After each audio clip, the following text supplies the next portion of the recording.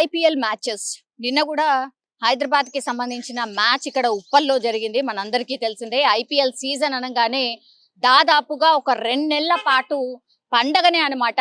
IPL matches చూడని వాళ్ళు అంటూ ఎవరు ఉండరు, ఫాలో అవని వాళ్ళు అంటూ ఎవరు ఉండరు. కానీ మనం ఎక్కడ ఫాలో అవుతున్నాం, మనం ఏం చేస్తూ ఫాలో అవుతున్నాం, ఏం చేస్తూ మ్యాచ్ చూస్తున్నాం అనేదే ఇక్కడ కీలకం.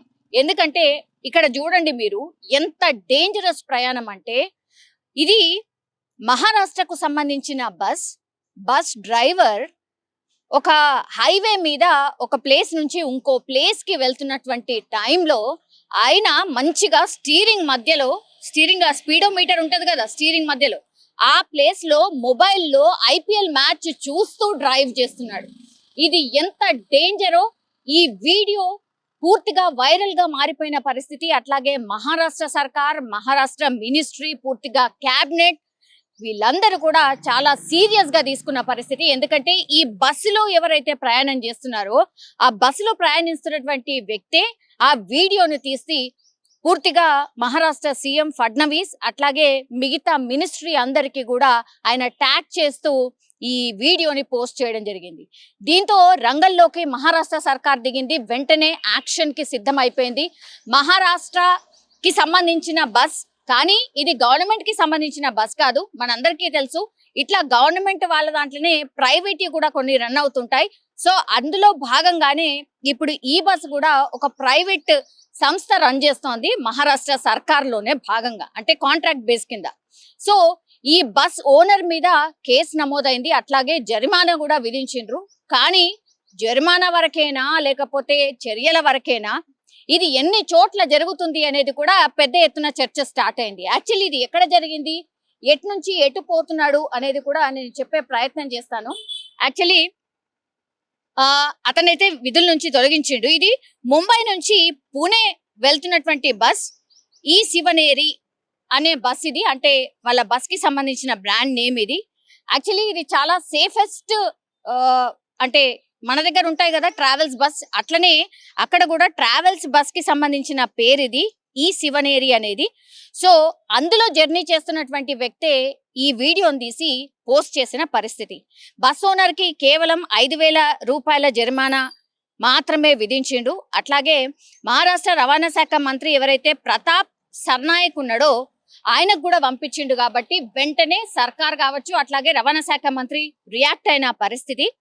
ఆ డ్రైవర్ పై చర్యలు తీసుకోవాల్సిందిగా ఆర్టీసీ ఉన్నతాధికారులను కూడా ఆదేశించిండ్రు. ఆ తర్వాత డ్రైవర్ ని విధుల నుంచి కూడా తొలగించేసిండ్రు. కానీ ఈ బస్ కి మాత్రం ఎక్కడ ఒక మచ్చ కూడా లేదట. చాలా సేఫెస్ట్ జర్నీ ఈ బస్సులో చేస్తే, అట్లాగే ఇందులో వసతులు కూడా చాలా బాగుంటాయి. చాలా మంది ఆదరించి ఈ బస్సులో జర్నీ చేస్తారట. కానీ ఇట్లాంటి పిచ్చి పనులు చేసినప్పుడు ఒక బ్రాండ్ ఇమేజ్ ఉన్నటువంటి ఈ ట్రావెల్ బస్ ఏదైతే ఉందో ఇప్పుడు పూర్తిగా కోల్పోయినటువంటి పరిస్థితి. ఎందుకంటే అన్సేఫ్ జర్నీ అని స్పష్టంగా కనిపిస్తోంది.